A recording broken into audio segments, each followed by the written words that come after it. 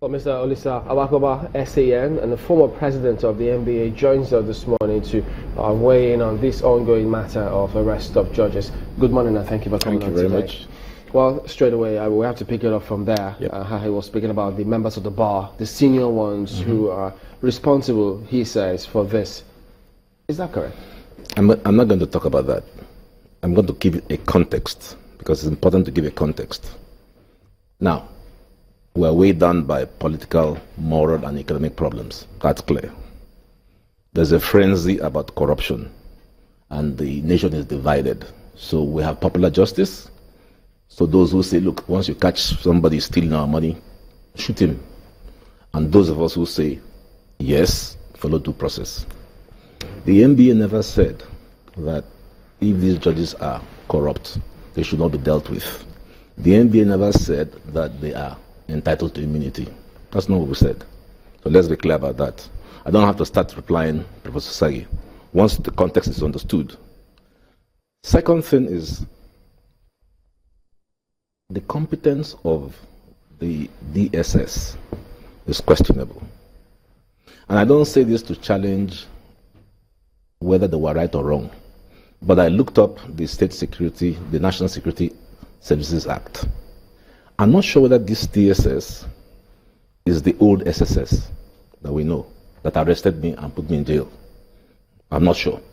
The DSS is not referred to in the National Security Agencies Act, number one. Number two, if the DSS is the one calling itself the SSS, it has a very narrow mandate to investigate crime related to internal security. Now, intelligence is my field. I was Nigeria's youngest well-trained intelligence person. I was a research fellow at the intelligence unit of the Nigerian Institute of International Affairs. The DSS or SSS came out of the old Nigerian Security Organization, which also came out of Branch E of the police force. I presented the concept paper at Kuru, NIPS, that set up the intelligence structure of Nigeria. The convener of that process was Professor Bolaji Akinyemi. Never did we intend to give the SSS or the DSS anything but intelligence powers. So my conclusion is that the DSS or SSS is an intelligence agency. The situation in England is a bit different, where you have the Security Services Act that gives the MI5, equivalent to our own DSS or SSS, financial crimes investigation powers. The same with the Security Services Act of the United States. Here, we don't have it. So it's open to question whether they in fact have any power at all. It's also open to question whether the DSS exists in law. Let us assume that they exist in law. A sting operation, please Google it up. A sting operation is reserved for the hardest possible criminals.